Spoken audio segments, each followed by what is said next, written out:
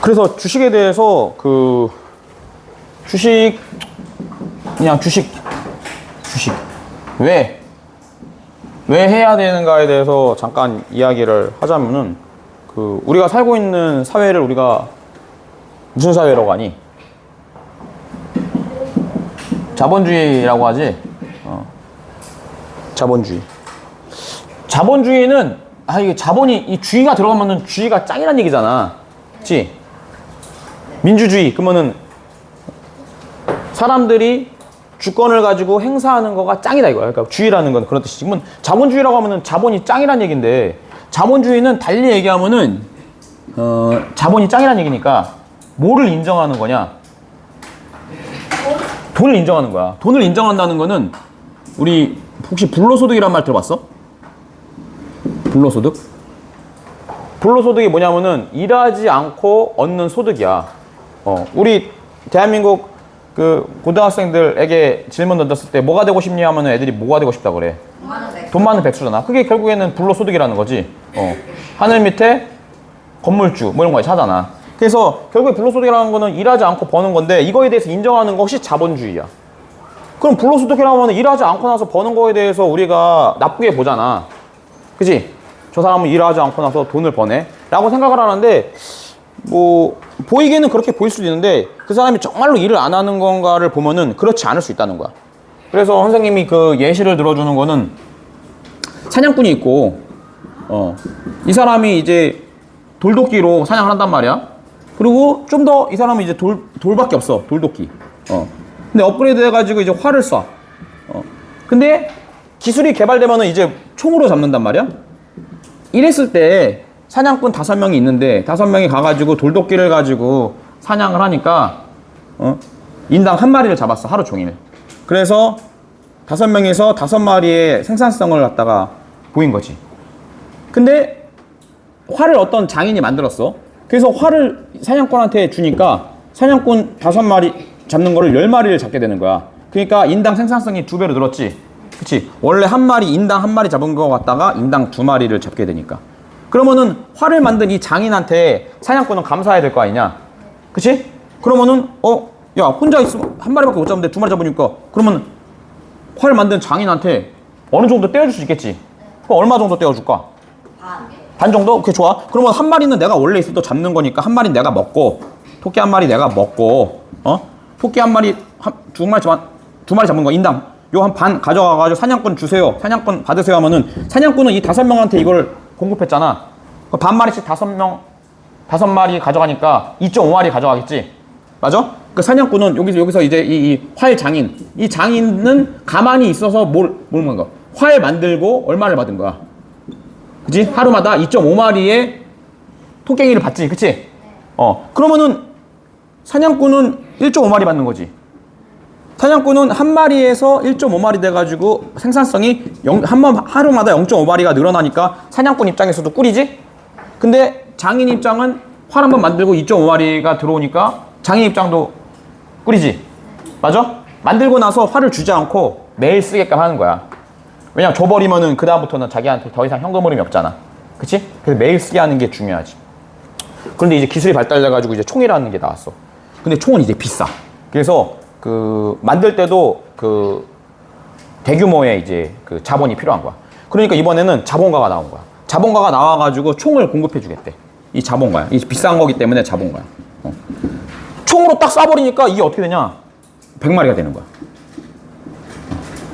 그치? 100마리. 그러니까 인당 20마리씩 잡겠지. 그러니까 생산성이 어떻게 돼? 20배로 불어버렸지. 그치? 그러면 자본가는 나와가지고 잡으려는 노동을 하지 않았어. 일하지 않았지. 근데 자본가도 돈을 받아야겠지. 왜냐면 나 아니었으면 니네는 한 마리 잡았을 텐데 나 있으니까 생산성이 10배 늘었잖아. 그지? 그거 얼마를 줄까? 반? 10배 늘었으니 10마리. 10마리? 5마리. 5마리? 아니 내가 20마리밖에 안 잡아도 50마리를 줘. 내 개인 입장에서. 나 원래 한 마리였는데 자본가의 돈을 받아서 그 돈으로 총을 사가지고 내가 20마리 잡아서 생산성이 10배 늘었으면은 나는 얼마 가지면 괜찮을 것 같아? 2마리? 그럼 내가 2마리 갖게 되면은 사냥꾼 12마리는 누구한테 주면 돼? 내가 두 마리, 내가 두 마리 갖겠다 하면은 자본가는 18마리를 갖는 거지. 맞아? 이 만족해, 이러면은? 갑자기 약간 기분이 안 좋은 거 같지? 이놈 이거 가만히 있어가지고 돈만 대줬는데 18마리 나가죠? 이게 자본주의의 불평등일 수 있어. 그러니까 이건 개수는 사람마다 달라. 근데 그럼 얼마 줄래? 얼마 주면 만족할래? 반반? 반반이면 만족할 것 같아? 좋아. 그럼 10마리, 10마리. 그러면은 이 자본가 입장에서는 한 명한테 10마리씩 받지? 5명한테 뿌렸으면 50마리지? 그치? 완전 자본가 입장에서는 개꿀이지? 근데 자본가는 그럼 뭘 한 거냐? 자본가는 이 판에서 뭘 된 거야? 이 사람은 노동을 된 거고, 사냥꾼은 노동을 된 거고, 자본가는 돈을 된 거지. 그치? 그러니까 돈이 곧 일하는 주체라는 거야. 그렇기 때문에 자본주의는 불로소득을 인정하는 거야. 이 사람이 없었으면은, 이 사람이 돈으로 총을 못 샀으면은 생산성이 안 나오니까. 그러면은 만약에 자본가가 이러면 불로소득이라고 하지만 실제로 자본가는 항상 이렇게 성공하는 케이스만 있지 않아. 왜? 만약에 예를 들어서 총 만들었는데 토끼가 더 이상 안 나오게 됐어. 그럼 어떻게 돼? 돈은 됐는데. 그치? 이 사람도 돈이 있어서 된 것도 아니고 돈을 빌려서 됐어, 심지어. 은행에서 이자가 나와. 그지? 그런 문제도 있겠지? 혹은 돈을 대가지고 총을 했는데 총이 고장나네? 그럼 돈 또 대야 돼. 그걸 리스크라고 하지. 어떻게 될지 모르는 거. 그거를 자본가는 얻어간 거야. 테이킹한 거야. 얻어간 거야. 리스크를 가져간 거야. 그렇기 때문에 응당 받아야 될 의무가 있다는 거죠. 안 그러면 생산성이 늘진 않으니까. 그래서 자본주의는 결국에는 이 불로소득에 대해서 인정한다는 거지. 그러면 우리 입장에서는 거꾸로 이렇게 생각할 수도 있어. 내가 자본가라는 거는 투자자잖아. 내가 투자한다는 거거든. 근데 거꾸로 투자자, 결국에는 이런 회사, 총을 만드는 회사에다가 투자할 수도 있겠지. 그치? 그러면은 총을 만들어가지고 총이 잘 팔리게 되면은 내가 자본가가 얻어가는 이익의 일부분을 내가 갖고 가는 거야. 자본가가 총을 100자루 샀어. 지금 여기는 지금 5명이 있으니까 5자루인데 5자루에 총기 5개를 만드는데 내가 내 돈으로 2자루치를 갖다가 내가 냈단 말이야. 그러면은 토끼 10마리씩 5명이니까 50마리를 받게 되면은 토끼 50마리를 받게 되면은 나한테도 토끼가 주어진다고. 나는 얼마가 주어져? 20마리가 주어진다고. 이게 주식이야. 동시에 주식이라는 건 사실 거꾸로 뒤집어 보면은 이거는 투자자 입장인데 누구 입장에서도 좋아. 주식시장에 있는 거는. 사냥꾼 입장에서도 좋은 거야. 왜? 사냥꾼 아니었으면 한 마리 잡는데 생산성이 10배로 뛰어가지고 그 중에 10마리를 가져갈 수 있잖아, 본인이. 이해돼? 적어도 2마리까지는 가져갈 수 있잖아. 그지? 그러니까 내가 돈이 없어가지고 나는 사냥 솜씨는 있는데 총을 잘 쏘는데 돈이 없어가지고 시작조차 못하는 거를 주식시장에 있으면서 시작할 수 있게끔 만드는 거야. 주식시장은 아직 작은 존재가 연수생이야, 지금. 연수생. 그러니까 연예인인데 연예 지망생이야. 연수생이야. 끼는 있는데 꿈도 있고 끼도 있어. 근데 나를 키워줄 보컬 트레이너가 없고 나한테 어학을 가르쳐줄, 그지? 선생님도 안 계시고 나한테 춤을 가르쳐줄 댄스 강사도 없어. 근데 그걸 갖다가 아쉬워. 꿈을 이루고 싶지만. 근데 이 사람이 자본을 받아. 그지? 자본을 받아가지고 그걸 성장을 해. 그러고 나서 나중에 스타가 돼가지고 할 수 있겠지? 그럼 결국에는 내가 능력은 있는데 자본이 없을 경우 나도 자본을 끌었을 수 있기 때문에 주식시장이라는 거는 다른 사람의 자본을 끌었을 수 있는데 장점이 있는 거야. 자본을 끌을 수 있는 방법이 일반적으로는 돈 없으면 어디 가야 돼? 어디 가서 뭐 해? 은행 가서 뭐 하는 거야? 대출이라는 걸 받지. 그럼 대출 받으면은 뭐가 나가? 이자. 공짜로 안 주잖아. 이자가 나가잖아. 근데 은행 가가지고 대출 받고 이자 받는 거는 한도가 있거든. 전에 얘기했던 대로 대출을 그냥 줘? 둘 중 하나지. 뭐가 있어야 돼? 담보가 있어야지. 그렇지. 담보가 있든지. 그렇지. 담보가 대신 또 다른 거는 신용이 있어야지. 그지? 담보가 없거나 신용이 없으면은 대출 안 해준단 말이야. 그 끼 많은 아이인데 그 친구는 가난한 친구였어. 그러면은 그 친구는 성장할 길이 없지. 그러나 주식시장은 그걸 이길 수가 있지. 주식시장은 그런 친구들을 발굴하는 시장이야. 그런 회사에다가 돈을 주는 시장이야. 너 한번 해봐라 이거지. 근데 쪽박 나면 누가 책임져? 투자한 사람이 책임진다는 거야. 투자한 사람이. 이 사람이 항해를 하고 싶다는 거지. 대항해 시대에 무역을 하고 싶은 거야. 다른 나라 가고 싶어. 배를 타가지고 싸게 사가지고 여기서 비싸게 팔 수 있는 거라는 확신이 있어. 근데 배가 없잖아. 그지? 그렇기 때문에 배를 만드는데 돈을 같이 내는 거지. 근데 만약에 배 타고 나갔는데 난파했어. 해적선 출몰했어. 뭐 때문에 죽었어. 그러면은 투자한 사람의 돈을 날리는 거고, 만약에 성공해가지고 많이 갖고 오면은 받을 수 있는 거고. 그래서 주식시장은 그지 투자자에게 보상하는 것도 있고, 어떤 사업을 진행하려고 하는데 돈 때문에 없어가지고 못하는 사람에게 기회를 주는 시장이야. 그렇기 때문에 자본주의의 꽃이라 그래. 오늘날 주식시장에서 우리는 주식을 투자를 안 할래 안 할 수가 없는 시대야. 안 할래 안 할 수가 없다. 그래서 너희한테 지금 내가 교실에서도 한번 시도해 보라는 거야. 왜냐면 이제는 무조건. 옛날에는 주식 선택이었거든. 근데 지금은 무조건이야. 왜 옛날에는 주식이 선택이었고 지금은 무조건 해야 되는 줄 아냐? 옛날에 선택할 수 있다는 거는 주식을 안 해도 다른 옵션이 있었기 때문이야. 왜 그러냐면은 우리나라가 어떤 시대였냐면은 우리나라가 고성장기였어. 고성장기. 고성장기에는 많은 공장들이 그지? 이 사업하면 대박 날 것 같아. 그런 사업이 너무 많은 거야. 만들면 만드는 대로 다 팔려. 핸드폰 아무도 없는 시대야. 핸드폰 만들면 핸드폰 족족 다 팔리겠지. 지금은 스마트폰 애들한테 몽땅 다 공급되어 있지. 만들면 팔려?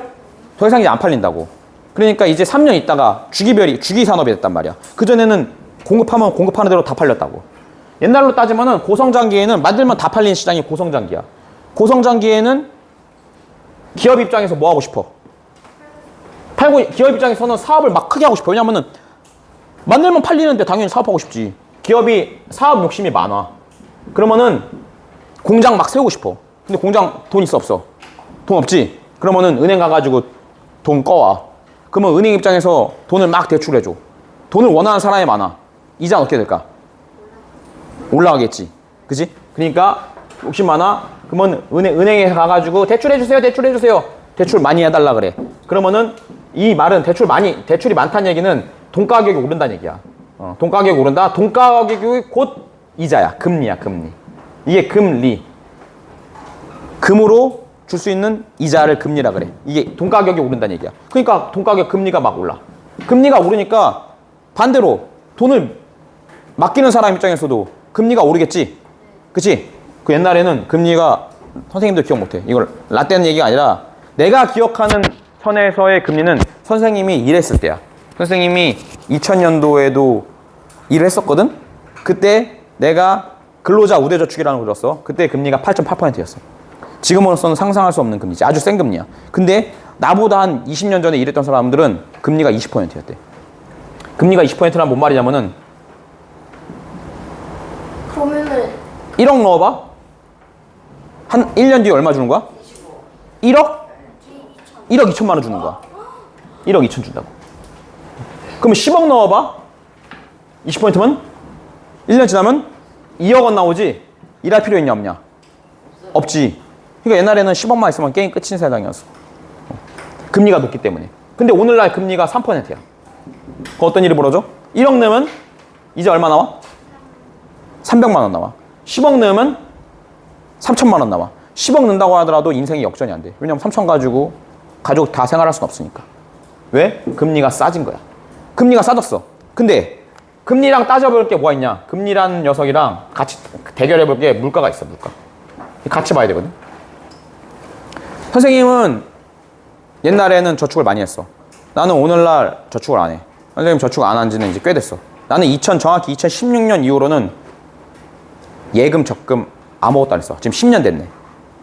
달리 얘기하면 10년 전까지는 내가 했다는 얘기고 10년 전의 세월이 지금 생각했을 때는 조금 나한테는 좀 바보 같아. 물론 악착같이 모으는 그 능력은 필요하기 때문에 그때 당시에 저금할 수 있는 그 능력을 키웠다고 생각해. 그러나 그 적금 가지고 다른 거 했었으면 그 기회비용이거든. 자, 지금 내가 이제부터 기회비용이라는 걸 얘기할 거야. 기회비용. 이 기회비용은 무슨 뜻이냐면은 어떤 돈을 갖다가 넣었을 때 A라는 옵션이 있고 B라는 옵션이 있어. 그 A라는 옵션을 선택했다는 거는 B라는 옵션을 갖다가 내가 선택 안 했다는 얘기야. 그지? A라는 옵션을 선택해가지고 내가 얻을 수 있어. 예를 들어서 내가 여기다가 투자해가지고 너희가 대학교에 갔어. 대학교에 가가지고 한 학기에 등록금을 500만 원씩 해서 두 학기에만 1000만 원이잖아? 그렇게 4년 다녔어. 4천만 원을 썼지. 대학교에서 4천만 원을 쓴다는 거는 기회비용이야. 4천만 원 나간 거야. 왜냐면은 대학교를 안 가는 선택했었으면 4천만 원 안 썼으니까. 이건 마이너스 4천이야. 근데 내가 바로 직장에 취직했어. B 옵션은 바로 직장에 취직했어. 근데 B라는 취직하니까 연봉을 갖다가 한 해에 3천만 원을 주네.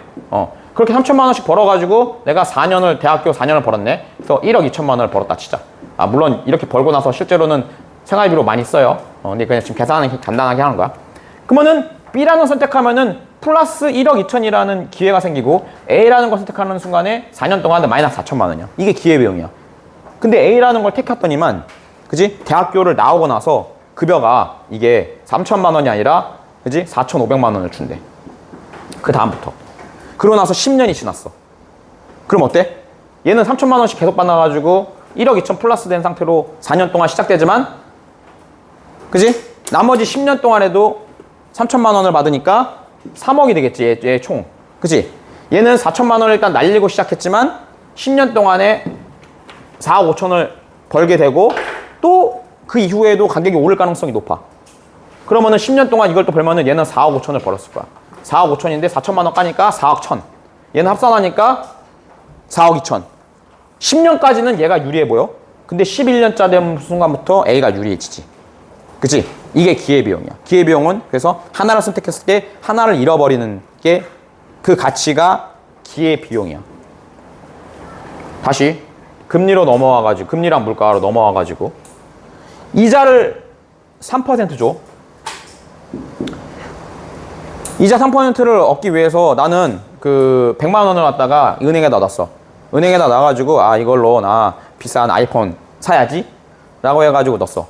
그러면은 나중에 100만 원짜리 아이폰 지금 100만 원이야. 1년 뒤에 103만 원이 되면은 100만 원은 지금 당장 아이폰 필요한 거 아니니까 1년 뒤에 필요할 것 같아. 100만 원 주고 사고 103만 원 됐으니까 3만 원은 내가 맛있는 거 한번 사 먹어야지 라고 생각해가지고 은행 3%에다가 집어넣었어. 근데 웬걸? 물가가 10%가 올라버렸어. 그러면 이때는 100만 원짜리 아이폰이었는데 이 아이폰이 110만 원이 된 거야. 그러면은 실제로 이 금리 3%는 좋은 거야? 안 좋은 거야? 안 좋은 거지? 그치? 이거는 명목금리라고 그래. 명목금리. 명목금리는 실제로 3% 명목금리라고 하는데 이거 어렵죠 말이? 실제 3% 줍니다 야. 근데 실질금리라는 말이 따로 있어. 근데 실제로 이자는 얼마입니까? 왜냐면 3% 올라봐야 물가에서 10%가 오르니까 실제로는 원래 내가 구매력인데 이 구매력 기준 이게 되게 중요한 건데 구매력 기준 구매력이라는 거는 이거 가지고 뭐 할 수 있냐는 거야. 구매력 기준으로 보는 게 실질 금리인데 구매력으로 원래 나 지금 100만 원짜리 아이폰 살 수 있지만 그냥 은행에서 3만 원 더 먹고 싶어가지고 은행에 넣었더니만은 나중에 1년 지나니까 이게 110만 원이 되면서 은행에서 받은 103만 원 가지고 110만 원 살려고 했더니만은 7만 원이 부족해지지, 그치? 맞아? 그래서 실질 금리는 마이너스 7%야. 물가 상승률에서 내 금리를 빼니까 마이너스 7%야. 지금 이런 시대에 우리가 살고 있어. 물가가 너무 올랐어. 너희는 아마 지금 니네가 돈 쓰고 있지 않으니까 기억을 잘 못할 건데 지금 나가가지고 웬만한 음식 먹으려고 하면은 다 만 원이 넘어가. 그치? 만 원이 넘어간다고. 옛날이 아니라 뭐 한 5년 전? 코로나 이전까지만 가더라도, 그치? 바깥에서 밥 먹는 거 7,000원 선이면은 괜찮은 밥 먹었거든? 지금은 괜찮은 밥 먹으려면 거의 만 원 됐어. 그러면 그새에 7,000원이 만 원 됐지. 7,000원에 반 정도 오른 거지. 한마디로 50% 물가가 올랐다는 얘기야. 지난 6, 7년 사이에. 50%. 그러면은 5, 6년 전에 5천만 원 받는 사람이야. 그러면 그 사람 지금 연봉으로 7,500 받아야지 똔똔이야. 우리 아빠가 급여가 올랐어. 500만 원씩 올랐대. 좋아할 게 아닌 거야. 5천만 원에서 7,500 안 되면은 똔똔인 거야. 나이 먹었으면 더 올려줘야지. 한마디로 5천만 원 받은 사람은 지금 한 8, 9천 받아야 되는 거야. 근데 물가 상승률에 따라서 임금은 그만큼까지 안 뛰어. 그러니까 물가는 파바박 뛰는데 이게 물가야. 물가가 이 정도로 올라. 이게 물가선이라고 해봐. 응? 그러면 이자. 이게 이자야. 이게 금리선이야. 그러면 이게 무슨 선이야? 이게 실제로 나의 근로 인상분이야. 근로. 한마디로 월급, 연봉 인상률이야. 그럼 생각해봐 이제. 물가가 이렇게 뛰는데 이 시점에서 잘라봐가지고 연봉 인상되면 뭐 할 거야? 작년에 예를 들어서 한 달에 예를 들어서 500만 원 줬는데 500만 올해 600만 원 준다고 해가지고 행복했는데 그걸로 살려고 했더니만은 TV 가격이 작년에는 브라운관 아주 뭐 럭셔리한 거 500만 원이었는데 지금 700만 원 된 거야. 그럼 못 사지? 작년에 살 수 있었는데 못 사잖아. 그치? 근데 나는 그걸 가지고 사기 위해서 은행에다가 맡겼거든. 은행에다가 500만 원 맡겼거든. 근데 은행에서 한마디로 500만 원짜리 이때 다 500만 원이었어. 뭐가 500만 원이면은 월급도 500, TV도 비싼 고가의 TV 큰 거 500. 그 다음에 내 월급도 500, TV도 500. 그 다음에 이자 넣었을 때도 500만 원 넣었는데, 그지? 지금은 TV 가격이 700만 원이 된 거야. 내가 월급은 인상률 돼가지고 600만 원이 된 거야. 근데 은행에다 넣으니까 꼬작 이거에 3% 주니까 이거는 515만 원 된 거야. 그러면은 은행에 넣어야 되는 거야? 안 되는 거야? 안 넣어야 되는 거지? 물건을 바로 사든가. 그치?